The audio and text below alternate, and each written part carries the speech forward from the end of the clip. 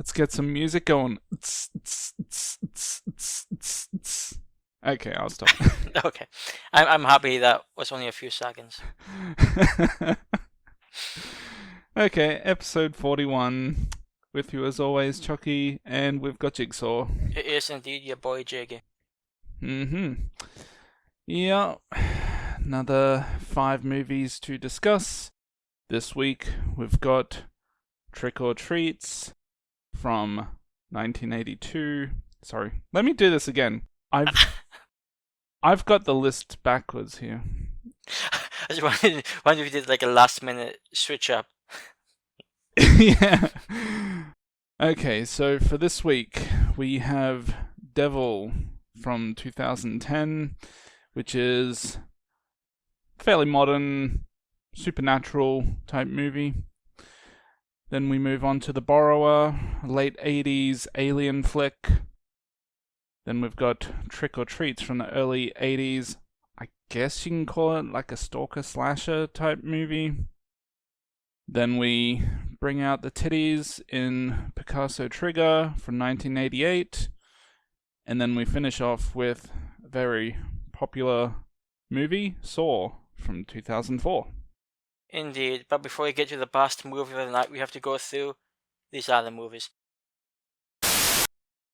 And we start off with the 2010 movie Devil, in which pretty much a group of people are trapped in an elevator, and there may be a supernatural entity on the elevator, potentially the devil, and scary things happen in this claustrophobic room, and oh my god, yeah, it's some pretty good stuff.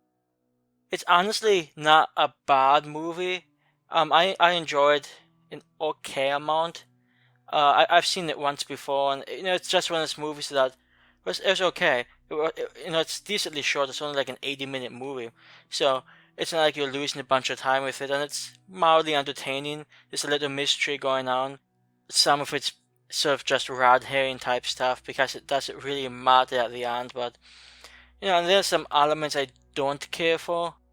Is some of the theological stuff I can do without, but I guess the movie was called Devil, so what can I do?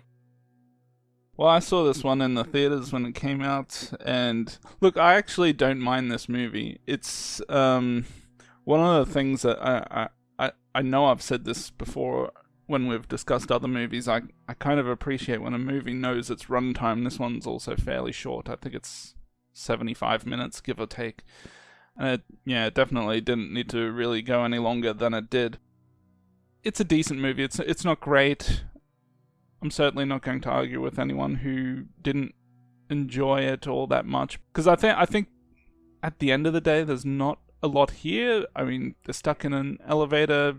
Few things happen, and we've got a little bit of suspense maybe on, is it really the devil or is it just some crazy person in the elevator? But I think after a little while, you don't even need to wait for the conclusion to really know. But I'm just amused that if you want to know if there's a devil nearby, all you have to do is flip your jelly-covered toast over and see which side it falls on. Yeah, that seemed. There were a few. That one guy in particular, I think it was Ramirez, who was just a religious security guard type guy. He was. Some of the things he said were a bit iffy. I think one of the lines was, the devil doesn't do anything in secret. Does that mean other people that were murdered with no witnesses wasn't the work of the devil? It just seems inconsistent to me. But I suspect some of this movie may not be. Let me rephrase this. It may not be the deepest look into theological differences.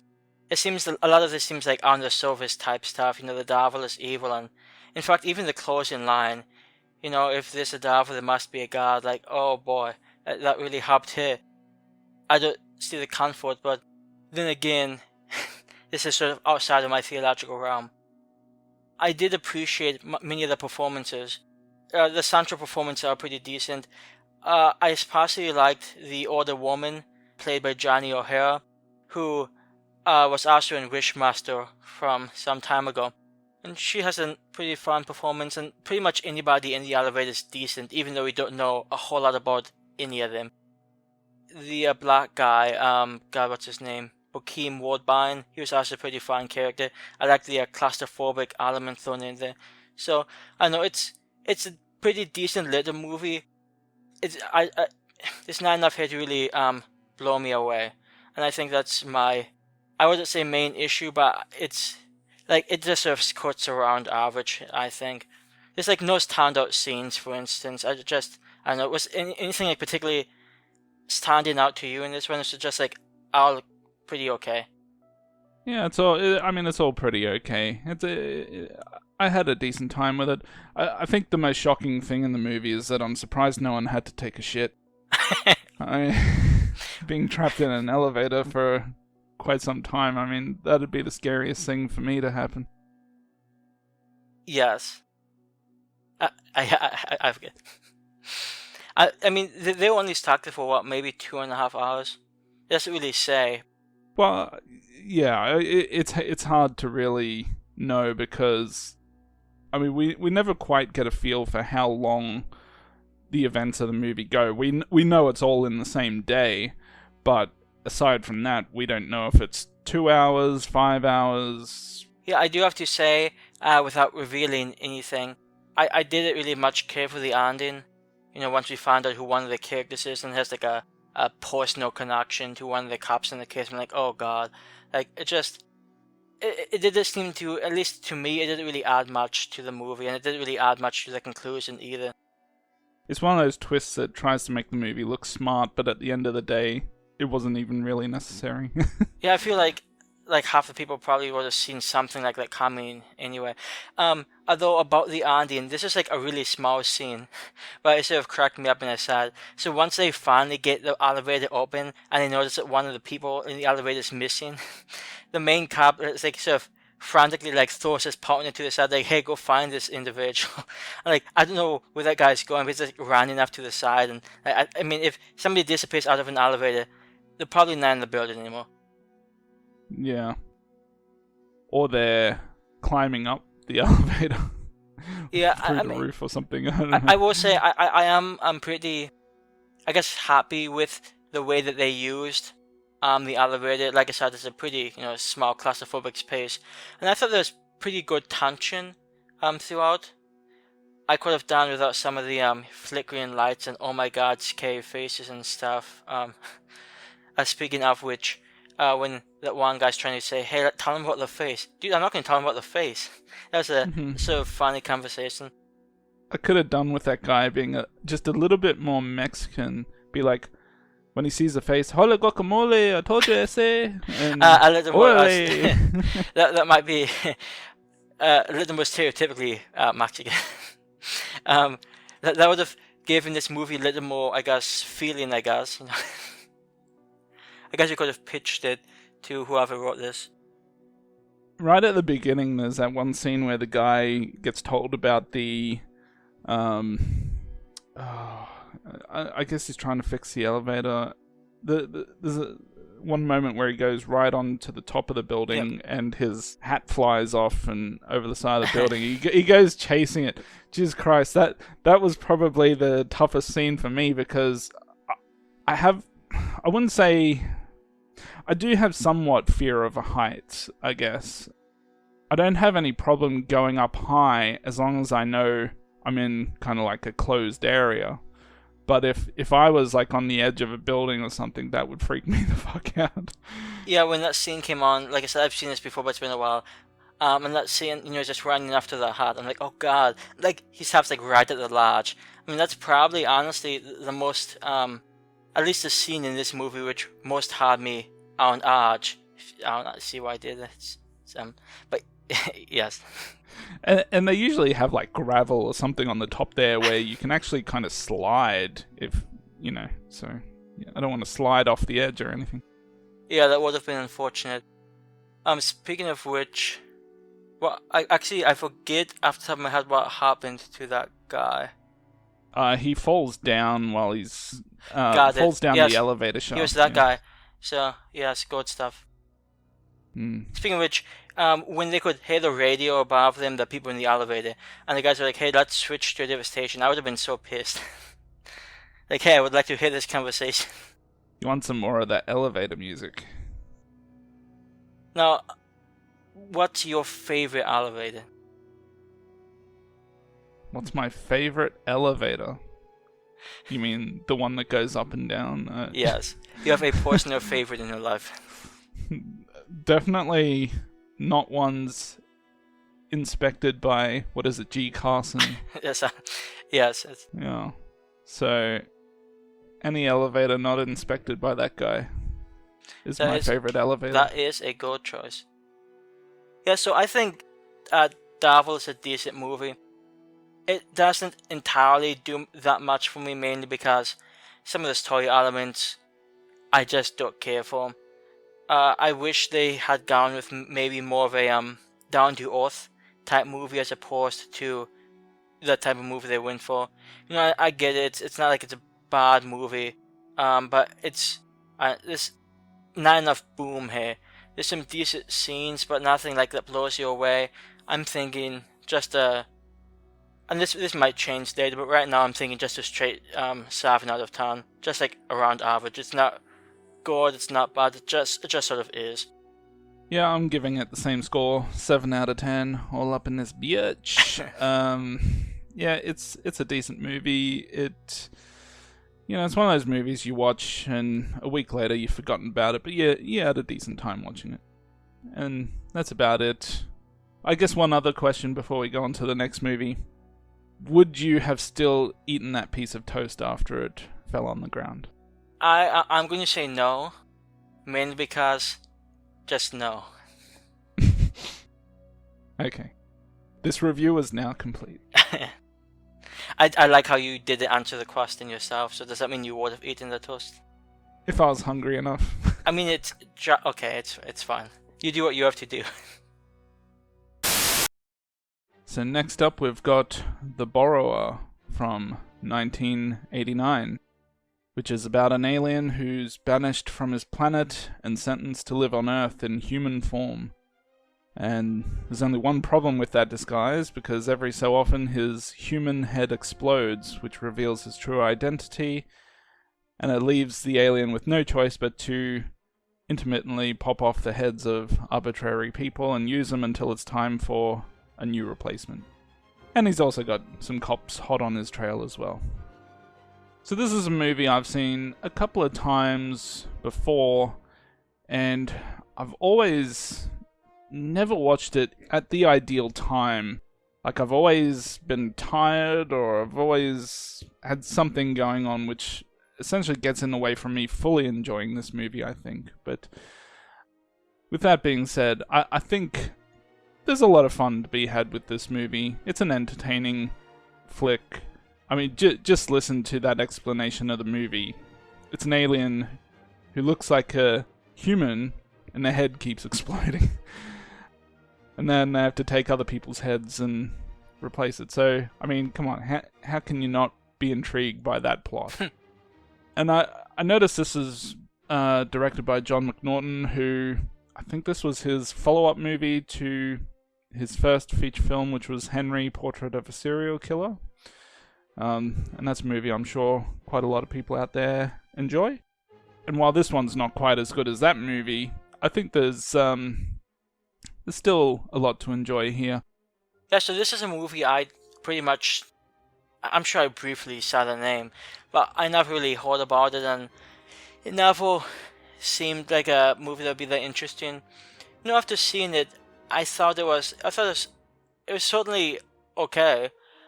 Given what they had, I think special effects were, decent. I mean, they weren't great, don't get me wrong, but it was okay. The special effects I noticed were by Kevin Yeager, he's the guy who made the Chucky doll in Child's Play. That's interesting. I did not catch that. Yeah, so interesting enough story.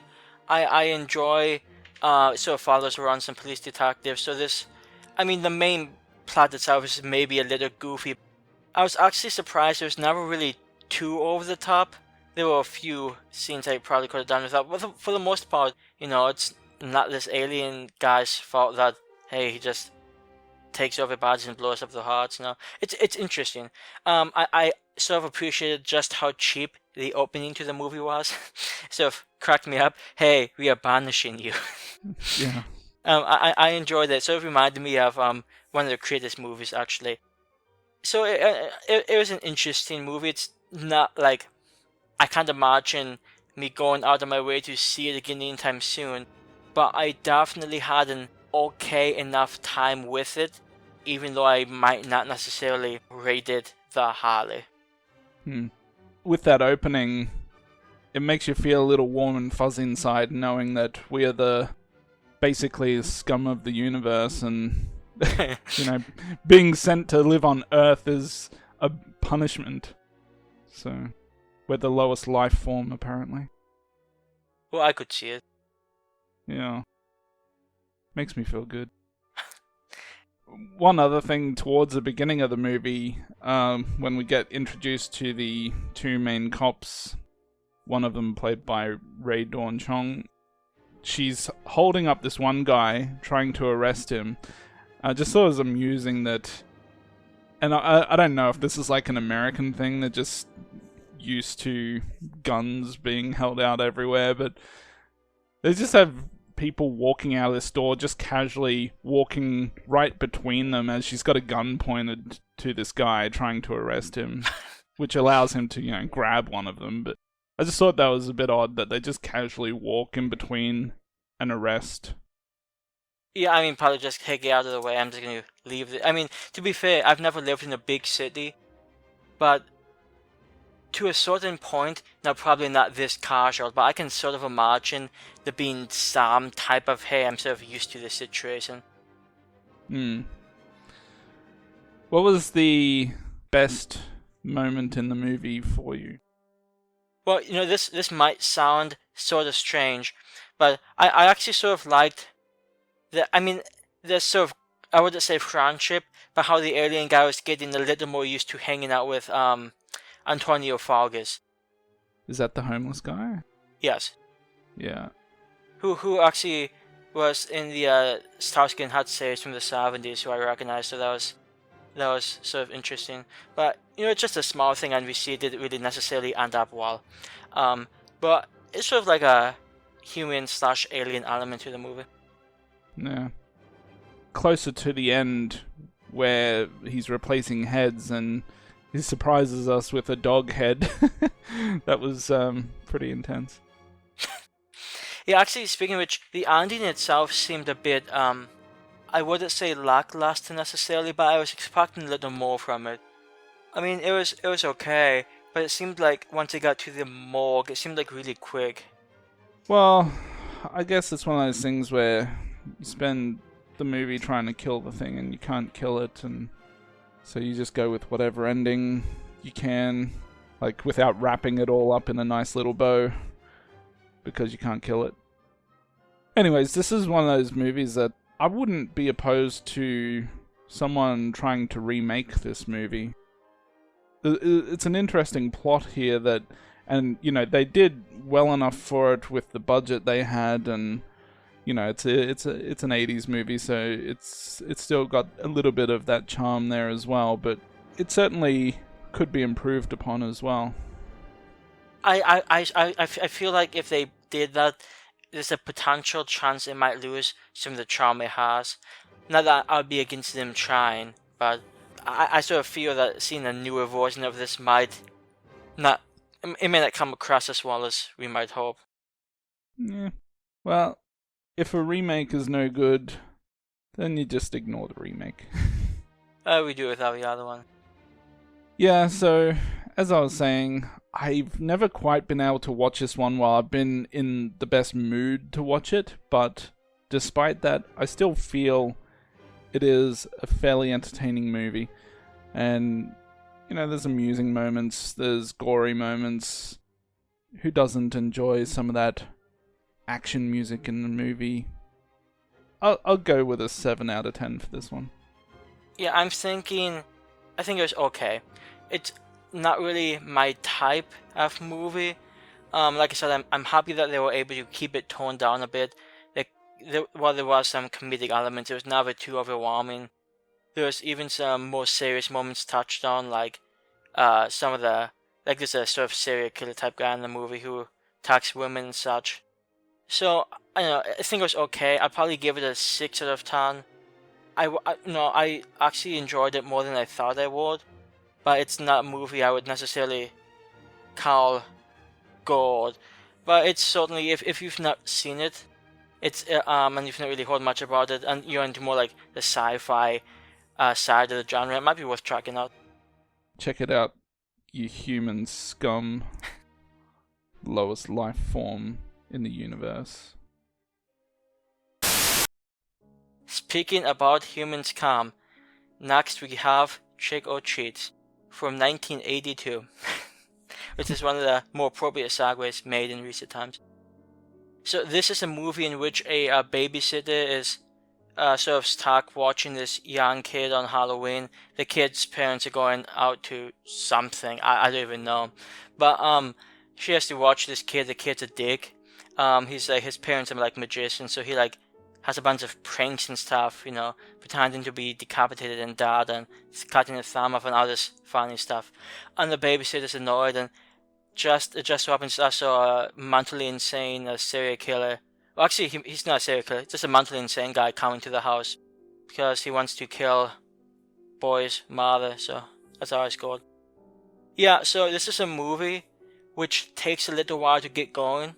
In fact, in my view, the first really interesting is a big stretch, but the first moderately interesting thing that happens is about an hour and 11 minutes in. That's the first real scene of violence we get. Yeah, and the rest of it is, and even once we get to the point, it's not like it's particularly great. I guess you get an average, like, oh my god, he's gonna kill me, I have to run away type scene, but I don't know, there's not necessarily a lot to this movie, and what we have isn't necessarily of the highest quality. But before I touch upon that, what did you think about this one? Yeah, this is one that I've been wanting to see for a little while because I guess I first heard about it when it was released on Blu-ray so many years ago, and it's just one of those movies that, you know, eventually kind of once it sells out, it's going to be tough to get it. And I was always contemplating whether I should spend the money on it because I'd never seen it, and I had heard people say similar things about, you know, it's not a very good movie and this and that. But anyways, this is the first time I've seen it now. And while I didn't think it was a good movie, I actually didn't dislike it as much as other people seem to. I think there's definitely a lot of problems in the movie. Probably the biggest one is, I mean, this guy who escapes from the mental institution, or whatever you want to call it, he escapes as a woman nurse, and every single guy that he comes across acts as if he's an actual lady. Like, they treat him as if he's a lady. And I can, you know, I could let it go if maybe one person just, you know, said that and didn't get a great look at his face or something. But there's at least like 3 or 4 guys that he comes across, and every single one acts as if it's a woman. And they're like literally standing right in front of him looking at his face. There's no way you can mistake this guy for a woman. So that was just weird in itself, that. And also, like, especially at the beginning, there's a few scenes that just went on too long. Like, even the opening scene where they're trying to capture this guy and put him into a straitjacket. It was a really corny scene, but it also went far too long. Like, it didn't need to be that long and ridiculous. And even after that, there's a phone call where the main woman in this movie's having with her boyfriend, I guess, and that also goes on too long. Like, she explains to him at least 2 or 3 different times how she might lose her job if she went to see his play or whatever the hell he's starring in. I don't know, they just could have wrapped up a lot of that earlier stuff a lot quicker. And obviously throughout the movie, we see just prank after prank after prank, and that could also be condensed as well. one other thing that I heard a lot of people talk about is how annoying the kid was. As a character in the movie, like if you were babysitting him, yes, he's annoying. I didn't actually find the kid to be annoying. Like, he's not bugging me at all. He's bugging the woman in the movie. He's not bugging me. I actually find it a little bit amusing, like some of the stupid lines. And I think one of the earlier ones was something like, oh, you can't hit a kid or something, and then he runs off. I don't know. It was silly and stupid, but I actually didn't mind it, to be fair. Yeah, I wish that more happened. The unfortunate thing is, once the guy escapes from the state hospital, almost all of the stuff is just way too silly. Like you say, he's dressed up as a woman, but I mean, maybe in bad lighting you could see it, but it has to be one of the most masculine women anybody's ever seen. And I just, like, almost none of the things with him did anything for me whatsoever. He was an interesting character to begin with. And, I don't particularly find the babysitter herself all that interesting. And the kid, I mean, I'll be honest, I thought the kid was annoying. Like, I get it. What did the mother say? He has a creative spirit or something like that, but, I mean, it's just a bit much. Not that I necessarily blame the, actor for that, but that character, I don't know, I can see why so many people might not be enthralled with his actions. Well, even though maybe the babysitter character herself wasn't all that interesting, we were discussing just before the show, you highlighted she's been in some adult movies, which has now piqued my interest for her, because I thought she was pretty cute in the movie. I don't think I thought one way or the other, to be honest. I mean, she was fine, I guess. Wow. If you want to see more of her, just look at what movies she's been in. And that can be for the next show. I did appreciate those three adults coming over, the wasted adults coming over, drunk, hey, trick or treat, And she has a pretty good support with them. They even offered her to come out and hang out with them, so I like those guys. It's also that ending, I don't get it. It seems to me that it was just a shock ending for no reason. Well, I guess the reason to be to leave the audience in shock, but I mean, story-wise, it obviously wasn't explained, and it was just a stupid ending, let's be honest. I mean, at least other movies have done it, and this one in mind that I don't actually what you mentioned, but at least they had reasons for what they were doing.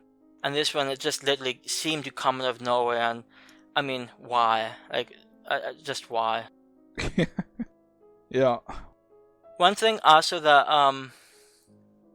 that one scene about midway through the movie, because the main woman, what's her name, Linda, she has like two friends who like acted in horror movies, and they just have like a 5-minute scene where they're just watching this really shitty looking horror movie, and like, oh hey, that's great, They could have done away with all of that. It was just like pointless. I like how they're boasting about how their editing work goes underappreciated. Like no one will thank them. Well, maybe they should think the same thing when we talk about this movie, because it seems someone edited out the goddamn explanation for this ending. Yeah. It's just, I mean, it's not like it's going to be the worst time anybody's ever had. There might be some charm to the movie. Even I don't particularly like the movie, but I admit there's maybe a little charm to it. But I don't know, I can't imagine it being like some of these top 100 80s horror movies. I just don't see it. It also reminded me there was another phone call in the movie, I think, where the boyfriend calls the babysitter like halfway through, and I guess he's calling to, just see how things are going, but it almost feels like he calls her and she says something to him, and he's pretty much like, oh look, I gotta go, or I'm thinking, wait, you called her, motherfucker, you're meant to call and ask how things are going, or like, what are you calling for? It almost seemed like he called and he was like, no, I don't have time to talk to you. Anyways, that's just this movie in a nutshell, really. Like, there's so many things that just unnecessary or not needed, or why is this happening? I don't know. Yeah, the movie isn't well, I think with credits it's an hour and a half, and like I said, there's not much in the way of action to like maybe an hour in if you're being generous, and you can just see this different scenes throughout the movie that are just padding the length, and none of it's particularly interesting. I guess that's my main issue, and I think because of that, I think I'm going to give this movie a 5.5 out of 10, down to a 5.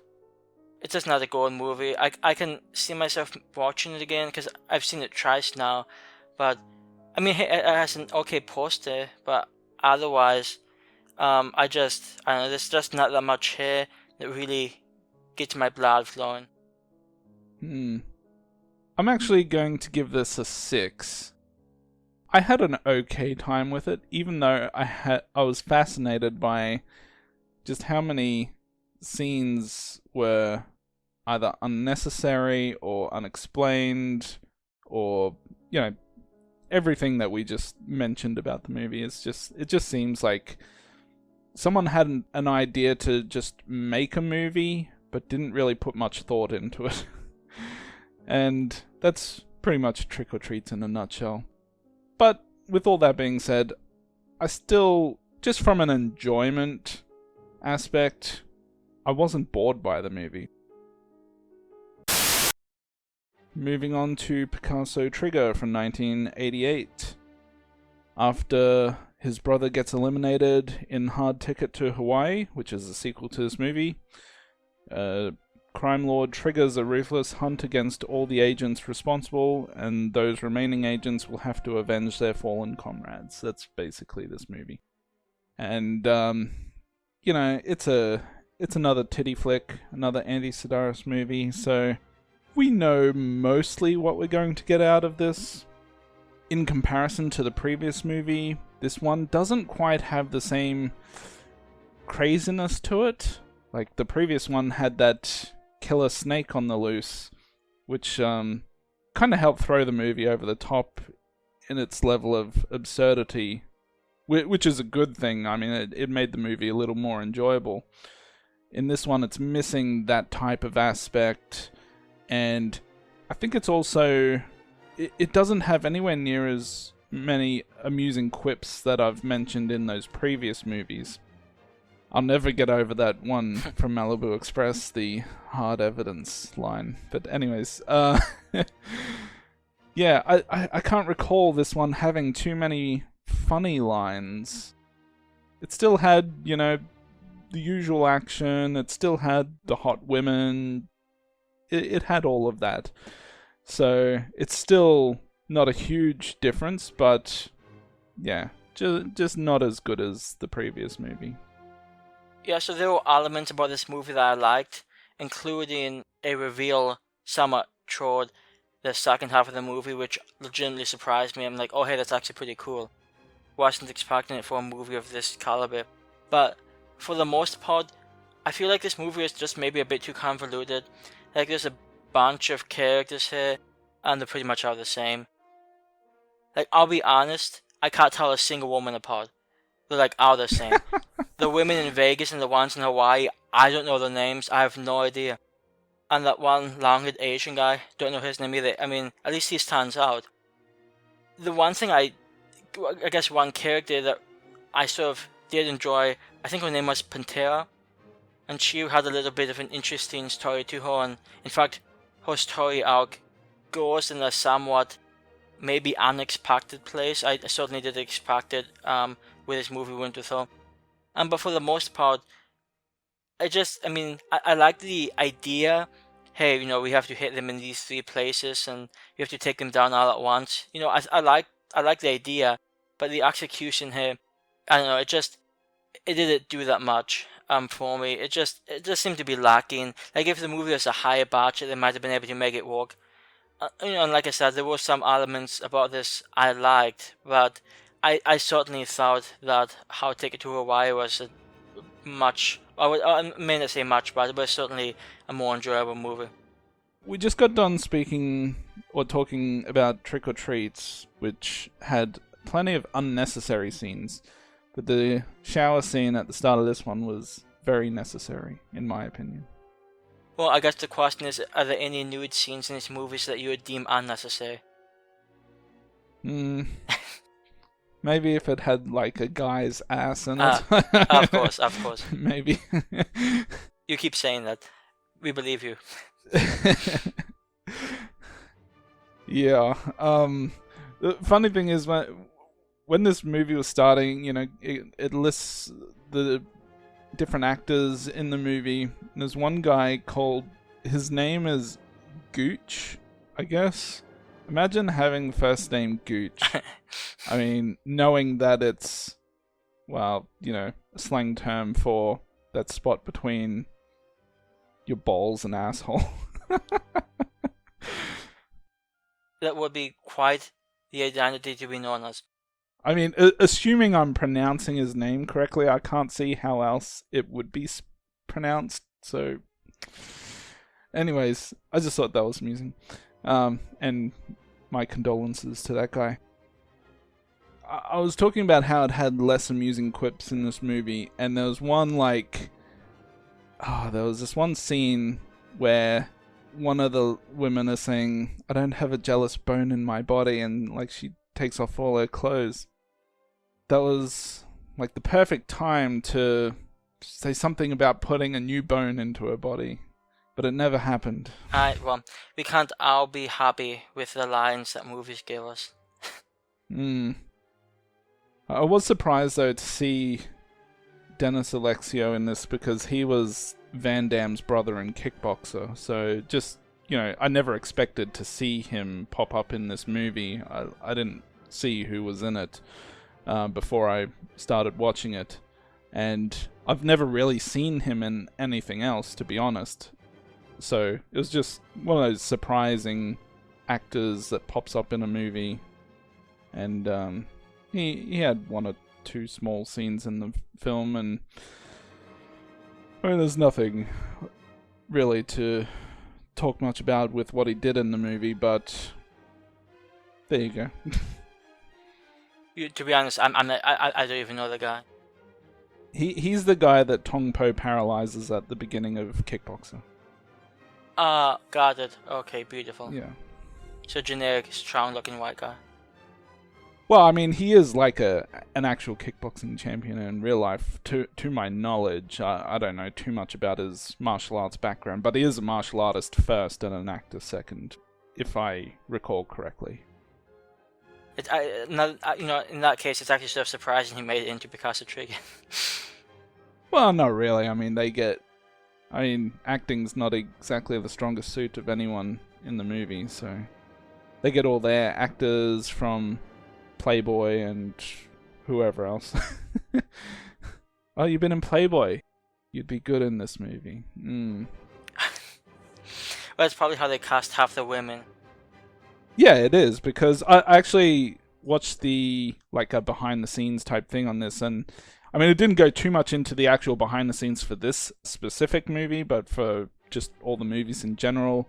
And they were saying that, Andy Sedaris is good friends with Hugh Hefner, and he'd be at the Playboy Mansion, and he'd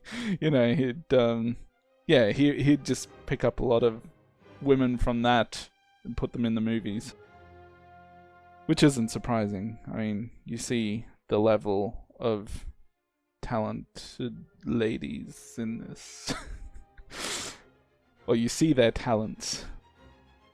Speaking of that, we should probably go into, and I know you were saying how most of the women, you couldn't really tell them apart, but being that these movies, like a primary aspect of the movie is the women, if you had to pick one for your personal choosing, who are you going with? The unfortunate thing is most of the time I would actually probably have a choice. I don't know if I do in this one. Because you were saying Pantera. Yeah, the only one, because she was one of the few women that really stood out to me. I'm not necessarily saying she's the most attractive. I mean, all these women are, decently attractive, but they pretty much, and correct me if I'm wrong because it has been a week since I've seen this, but they pretty much all have the same type of body shape, so it's not much in the way of variety. I mean, some are a little. I mean, yeah, they're all curvy, I guess you could say. I mean, some maybe are a little bigger or smaller than others, but yes, pretty much. I mean, obviously, Pantera was nice looking. I would probably go with the woman that played Edie. She was in the previous movie as well. I believe I did look up her name, Cynthia Brimhall. And I see she's in quite a few of the other movies as well, so it'll be very nice to see more of her. You're probably thinking, wait a minute, which one was that? which person was that in this movie? She's the one who had the restaurant type thing, I'm assuming. Yeah. She was fine. I don't have anything I don't have anything against any of these women. It's how do you choose one when they're pretty much cookie cutter, big breasted women. Nice. Okay, yes. I'll take them all. there you go. That's I think I get screwed in, or maybe you get screwed in that trade. I'd like to get screwed in that trade. Indeed. I've got nothing. Yeah, so Picasso Trigger. I mean, like I said, you kind of know what you're going to get out of this if you've seen Hard Ticket to Hawaii or any of the other Andy Sidaris movies.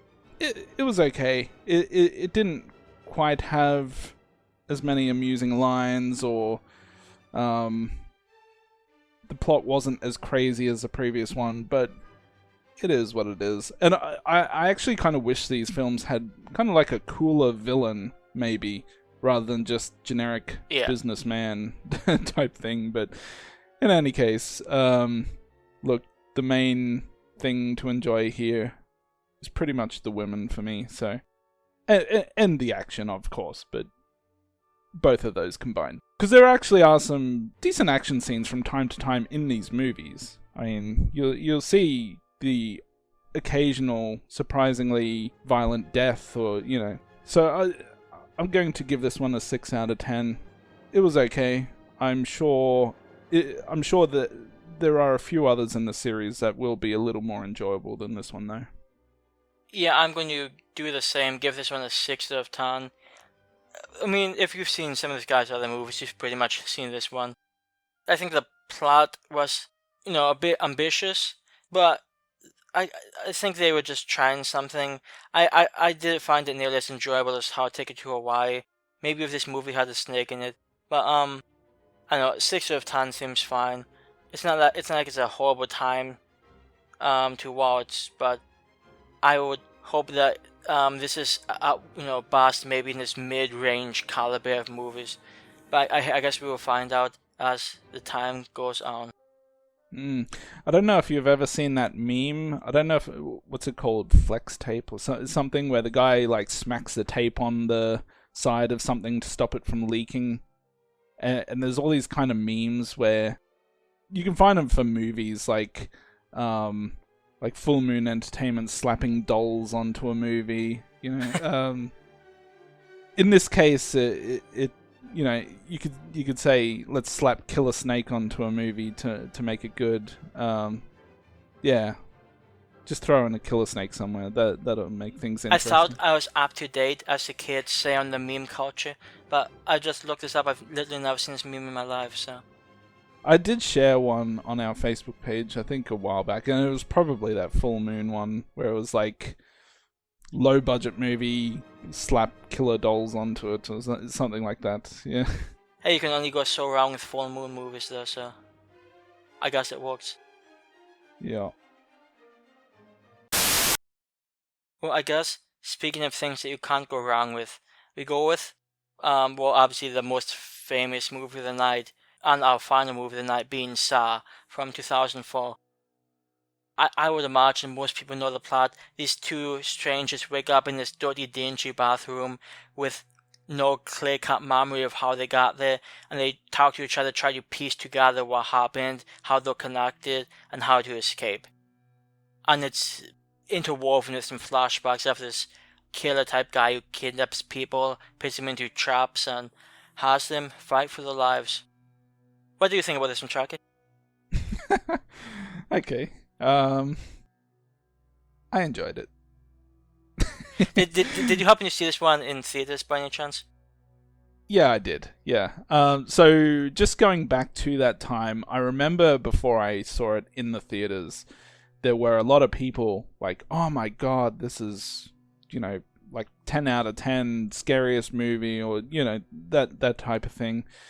And I went and watched it, and I did enjoy it. And maybe this is a case of just expectations, because people really put this up, that high, to the point where, I don't know,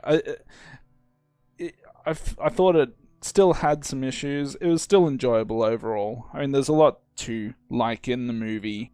I mean, starting with the fact that it's directed and written by Australians, so that makes me feel a little warm and fuzzy, knowing that we can kind of claim something. But in addition to that, there's some decent actors in the movie as well. Very popular actors. Cary Elwes, Danny Glover. I used to watch the Blob remake a lot, so I was very familiar with, I forget her name now, but she was in the Blob. Shawnee Smith. That's it, Shawnee Smith, yeah. So, it was nice to see another familiar face, even though she's not a big-time actress or anything. But, yeah, just seeing those faces did a little something for me. Overall, I enjoy the movie. I'm not floored by it, and to be honest, I'm not particularly... Like, a lot of people really enjoy the way the movie ends. I mean, with the twist at the end, I've never personally found that twist all that remarkable, but okay. Yeah, so I never started running theaters mainly because at the time I would have been, I think, 11. Yeah, because I was born 93. I saw this movie, I can't say when I first saw it, but it was on like maybe Showtime or HBO, one of those premium stations that we happened to have free for the weekend or something like that. And I hadn't really heard anything about this movie. And I can't say for sure how young I was, but I was probably quite young. So when I first saw this movie, it blew me away. The movie may not necessarily be perfect. There's certainly some performance issues. Some of the acting isn't necessarily the best, and like toward the end, it's like sort of like a I don't even know how you describe it. Like, it pretty much flashes through every scene in the movie, which it's a bit much. It's like some music video type technique. And that happens a few times throughout the movie too. Like, there's a camera going around, quickly making it seem more scary or something. But I thought the mystery in this movie was pretty on point. I've always been impressed with the way that they made this story work. Especially for the limited budget they had for this movie, because I don't know how much money exactly went into the making of this, but from my understanding, they made it back and then some by like 100-fold. And I think the mystery here always intrigued me. I think I had a lot going for it. Unlike you, I found the ending, like as soon as I saw the ending, and keep in mind, I was pretty much a kid at the time. If I was over 12, I'd be amazed. When I first saw the ending, I was like, oh my god, that's like perfect movie. So it's not a perfect movie, but it's still easy, pretty easy 10 out of 10. Which I'm sure you couldn't expect, given that my name is Jigsaw. It's not the movie that necessarily influenced my love of the horror genre, but it is probably, if I had to list my top 10 influential movies into the genre, so it would definitely be in my top 10. And even though there's some, not necessarily iffy, but there's some portions in the movie that don't stand out that well, that maybe don't make much sense. Like, for instance, that guy who was sprayed in flammable material and then he had to find a combination on the wall with broken glass. I mean, that guy was screwed. I would just kill myself. There's no way. Like, there's no way. That doesn't even seem possible. But, hey, he had gumption. But this is a very interesting concept. I like the way the story went. So, it's a movie that stuck with me, and part of that might just be nostalgic value. But, I just saw this, I think, yesterday when I rewatched it. And this, just a really good time with it. And it's one of those movies that, for me, is like probably always going to be a personal favorite. Yeah. Obviously, some of the traps in the movie make it very interesting. Like, I always found the one, I think it's the one that Shawnee Smith is in, where, it'll rip your head basically apart. Just the thought of being in a trap like that does up the suspense of that scene. Yeah, what sort of, I know that, all these people, quote unquote, did something in Jakes' point of view to stand them there. I find it so funny that the one guy in the wire trap, the razor wire trap, I think he had 2 hours to get out, whereas Amanda had I think maybe 3 minutes, something like that. She didn't have that much time. Now, she maybe didn't have to do as much, but I mean, pretty much as soon as she pulled that contraption from away from the chair and it set the timer, talk about discrepancies in, hey, this guy's 2 hours, this woman has 3 minutes, so that's sort of disappointing. You should write him a letter and tell him. Yes. And I guess it should also be mentioned that, obviously, I think this Saw series is one of those series, maybe more so than any other horror series, which has a lot of hate. Well, hate may not be the right word, but it has way too many sequels. And there's a few other horror series that do that. I would say Wrong Turn is probably one of them. Maybe some people might say Final Destination. And I would definitely say Paranormal Activity because that had at least one movie. But this probably more so than any other series has that sort of infamous, I guess, label attached to it, which in some part, I understand. But we'll talk about the sequels at later times, but I think if somebody's hesitant about seeing the first movie just because those sort of, or then have to sit through the other movies, I mean, I'm pretty sure you can enjoy this first movie just as its own, and you'll be fine. And in some ways, it may even make some things better. Yeah, you can watch it and then leave it at that. I mean, none of the sequels are as good as the first one, to my memory. Which is not to say that none of the sequels are good, because there are some pretty decent sequels. Yeah. So some of the sequels are decent, but none. I would not rate any of them higher than the first movie, or as high as the first movie. And actually, another thing that impresses me is, this series is known for its pretty over the top, bloody, gory imagery. The first movie doesn't really have that much of that. There might be a few obviously there's a famous scene of a character cutting his foot off, but that scene's not even particularly all that gory.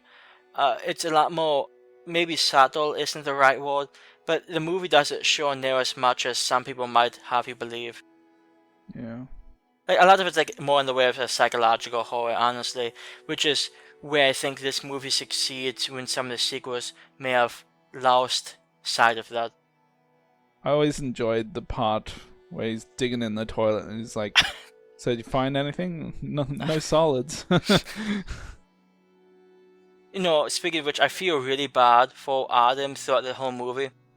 I guess it's somewhat hard to talk about some of this stuff because later movies mention it, but the fact that, he could have gotten out of this if not for the, if he actually had a fair shot at the game, which he never did. I don't even remember which movie we find that out in, but it's just a shame because I sort of like Adam more than Gordon. I mean, Gordon's probably a decent surgeon and doctor, but he's a bit of a dick. At least Adam's fun. I didn't even really have any problem with his acting in the movie. Like, he's the guy that wrote the movie, so Well, I think my favorite scene, it's not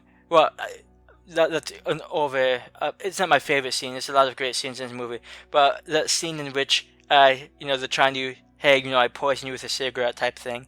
That performance right there, even for like, bad acting, I know it was intentional, but that just cracks me up.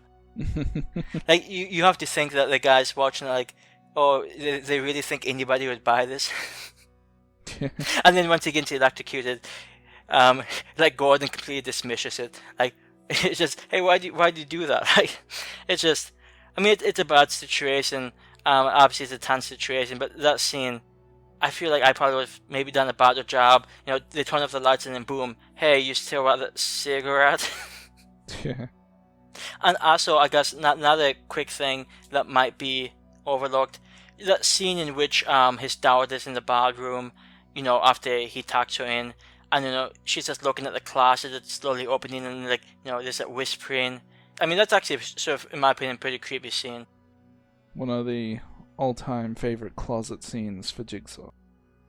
Yeah, it's not like I have a list of closet scenes, but that would probably be in my top 10 closets. The funny thing is, there are so many horror movies out there with closet scenes. Like, I know multiple Halloweens have it. I know we talked about it, like the ending to Malevolence had one.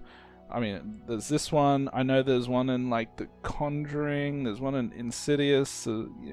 They're everywhere. I guess it goes to the fear of enclosed spaces. Makes sense to me. Now I'm sort of wondering, like, I mean, obviously I think we can, the scene at the end of Halloween is a fantastic scene, so I can't imagine it being a quote-unquote better classic-based scene in that, but no, I'm sort of wondering what other classic horror scenes are out there. Yeah, that's, I mean, when you look at all these other sites and they say, top 10 best this type of scenes or these types of movies, I'm thinking, how do you even come up with this list? Like, you literally have to be thinking of every movie in existence to come up with this list. If it's a list that's auto-generated based on something you've put down when you watch the movie, I get that. But if you're just sitting there thinking, what are, Yeah, maybe they just used the IMDb plot keywords or something. I don't know. It's crazy. Anyways, back to Saw. Yes, so there are some unanswered questions in this movie, some things I would have liked to know, like, for instance, when Detective Taban Singh get to Jigsaw's hideout, who's that guy that Jigsaw has already tied up in the chair? I mean, I think we find out his name like in the credits, but I'm not sure if you find out what his whole deal was. No, it's just, there's some unanswered questions, but I think the movie does a fantastic job at trying to sort of weave through this mystery, give you a bunch of suspects. It may not be the best movie made from the 2000s, but I think there's a reason why it went on to make as much money as it did and became as memorable as it did. So, for me, I'm just going to throw this movie a 10 out of 10. Because I'm Jigsaw. Come at me. Yeah. I'm not going to go quite that high. I'll give it an 8. It's an enjoyable movie. It is what it is. I mean, who do I need to explain Saw to? To be honest, if someone's listening to this review or this discussion and they haven't seen Saw before, I'd be highly surprised. Or at least haven't, even if they haven't seen it, I assume they'd have a pretty good idea of what the movies are like. So, yeah, it's suspenseful. It's got some gore in it. Maybe not as much as the later movies. It's got some good ideas for the traps, and yeah, I mean it's all good stuff. Yeah, it's just an A+ ending, despite what Chucky might say. Yeah. Well, it ain't no devil twist ending, but it'll do. Oh boy.